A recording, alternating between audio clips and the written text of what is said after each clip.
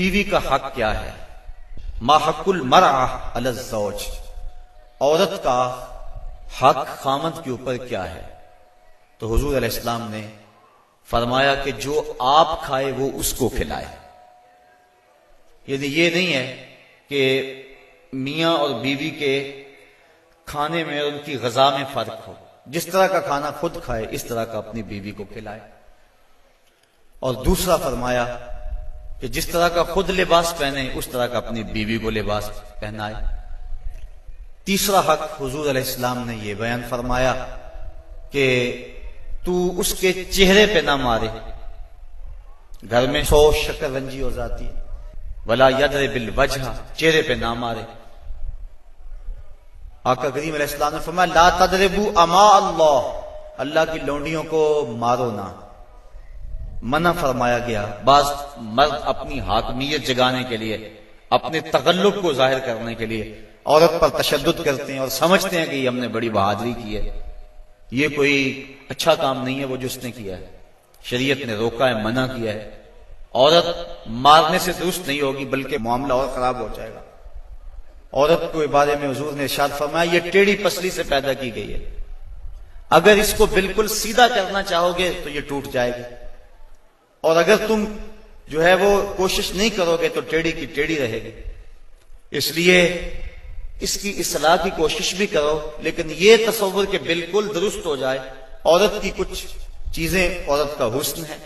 اللہ تعالیٰ نے قرآن مجید کے اندر ارشاد فرمایا کہ وہ لوگ جو محسن اور غافل عورتوں کے اوپر تہمت لگاتے ہیں، تو محسنات الغافلات، اللہ تعالیٰ جل شانہ نے یہ عورت کا حسن شمار کیا ہے، عورت کی خوبی بیان فرمائی ہے، غافل ہونا۔ مرد بڑا زمانے ساز ہو تو یہ اس کا حسن ہے، لیکن عورت بھولی بالی ہو، صرف امور خانہ داری کو جانتی ہو، باہر کے معاملات کو نہ جانتی ہو، یہ عورت کا حسن ہے۔ تو یہ لازمی نہیں ہے کہ عورت بھی مرد کی طرح تیز ہو۔ آج جس معاشرے میں ہم جی رہے ہیں، آج عورت کو مردوں کے مقابل کھڑا کر دیا گیا، اور وہ گھر کے کام کو بوجھ سمجھتی ہے، اور ہوٹل کے اندر کتنے کتنے لوگوں کو کھانا کھلا رہی ہے۔ گھر میں کہتے ہیں میرے ساتھ ظلم ہو رہا ہے۔ ایئر ہوسٹس بھرتی ہو گئی ہے تو 400 جو ہے وہ مسافروں کو جو ہے وہ پانی پیش کر رہی ہے، اور کتنے لوگوں کی بھوکی نظروں کا شکار ہو رہی ہے۔ ہر کوئی اپنی خواہش کے مطابق اس سے بات کر رہا ہے، تو وہ اتنے لوگوں کی خدمت کر رہی ہے، یہ ظلم نہیں ہے؟ اور گھر میں 10 بچوں کا کھانا پکائے، اور اپنے خامند کے باپ کا اور اس کی ماں کا کھانا پکائے اور ان کی خدمت کرے، تو سارے چیخ اٹھتے ہیں یہ ظلم ہو گیا۔ ادھر 300 اور 400 لوگوں کی خدمت کر رہی ہے، یہ عجیب سا ماحول ہے۔ تو عورت کی کچھ چیزیں جو ہیں وہ اس کا حسن ہے، اور وہی اس کی زندگی کا نکھار ہے، اور وہی اس کی خوبی ہے۔ تو اللہ تعالیٰ نے قرآن مجید کے اندر غافلات کا لفظ عورت کی خوبیوں کو شمار کرتے ہوئے بیان فرمایا۔ تو یہ چونکہ پسلی ٹیڑھی رہے تو پسلی کے ٹیڑھا ہونے میں بھی ایک حسن ہے، اگر سیدھی ہو جائے تو حسن زائل ہو جائے گا، اس لیے فرمایا کہ یہ ٹیڑھی پسلی سے پیدا کی گئی ہے، تو یہ بالکل سیدھی بھی نہیں ہو سکتی ہے، اس کی ناقص العقل ہے، اس کے اندر کچھ کمی ہے۔ اور ایک موقع پہ حضور نے ارشاد فرمایا اگر اس کی کچھ عادتیں تمہیں ناپسند ہیں تو کچھ ایسی عادتیں بھی تو ہوں گی جو تمہیں پسند ہوں گی۔ یعنی ساری عادتیں دیکھو نا، مجموعی طور پہ دیکھنا ہے، وہ تمہاری کتنی خدمت کرتی ہے، ماں باپ کو چھوڑ کے آئی ہے، بہن بھائیوں کو چھوڑ کے آئی ہے، تم سے پہلے اٹھتی ہے، تمہارے بعد سوتی ہے۔ اور کبھی کبھار ایسا ہوتا ہے کہ میاں بیوی اکٹھے کہیں گئے ہوتے ہیں، تو راستے کے اندر دونوں آ رہے ہیں، بچہ بیوی نے اٹھایا ہوا ہے جبکہ طاقتور مرد ہے، اور پھر جب واپس گھر پہنچتے ہیں تو خاوند کہتا ہے کہ جلدی جلدی پانی بناؤ، اور وہ کبھی برف توڑ رہی ہے، کبھی چینی ملا کے پانی تیار کر رہی ہے، اور پھر سب سے پہلے خاوند کو دیتی ہے، بچتا ہے تو خود پیتی ہے۔ کمزور بھی بیوی ہے، دونوں ایک طرح کی دھوپ میں چل کے آئے ہیں، بچہ بھی بیوی نے اٹھایا ہوا تھا، اور آ کے خاوند بیوی کو کہتا ہے کہ یہ کام تو کر، لیکن پھر بھی اس کی زبان پہ شکوہ نہیں آتا، اس کو کہتا تم پانی تیار کرو، پانی پیتا کہتا اب کھانا پکاؤ۔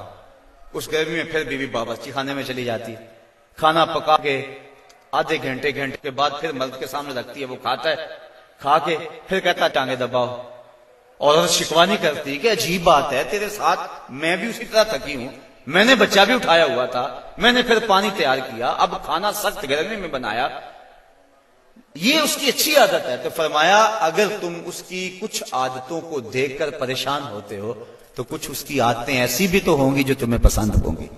تو اگر یہ تم سوچ لیا کرو تو میاں بیوی کے اندر محبت کا رشتہ مستحکم ہوگا، کمزور نہیں ہوگا، بلکہ کوئی شے بھی جو ہے اس کے کوئی نہ کوئی فائدے ضرور ہوتے ہیں۔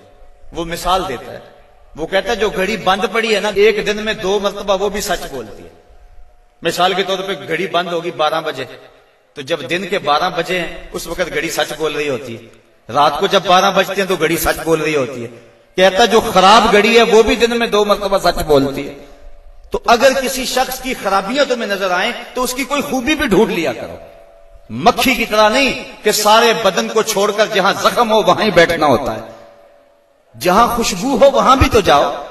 اس لیے فرمایا حضور علیہ السلام نے، اور ذرا غور تو کیجئے، خاندانوں کو جوڑنے کا اور میاں بیوی کے اندر باہم محبت پیدا کرنے کا یہ کتنا حکمت بھرا جملہ ہے۔ یہ جوامع الکلم سے ہے یہ جملہ، اور کتنا حسن ہے اس جملے کے اندر۔ فرمایا اگر اس کی کوئی بات تمہیں ناپسند ہے تو کوئی اس کی ایسی بات بھی تو ہوگی جو تمہیں پسند ہے، اور تم اس کو دیکھ لو۔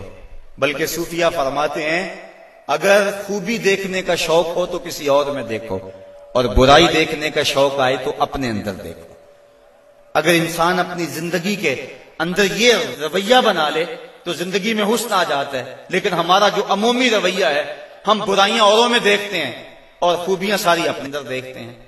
وہ کیا کسی نے کہا تھا کہ کسی کی طرف انگلی اٹھانے والا ذرا غور تو کرے کہ باقی انگلیاں اس کی اپنی طرف اٹھ رہی ہیں، تو ذرا تدبر تو کرے، ذرا غور تو کرے۔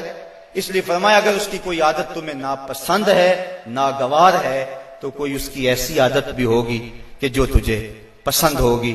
اس عادت کو دیکھ کر کے تم اس کے ساتھ محبت کر سکتے ہو۔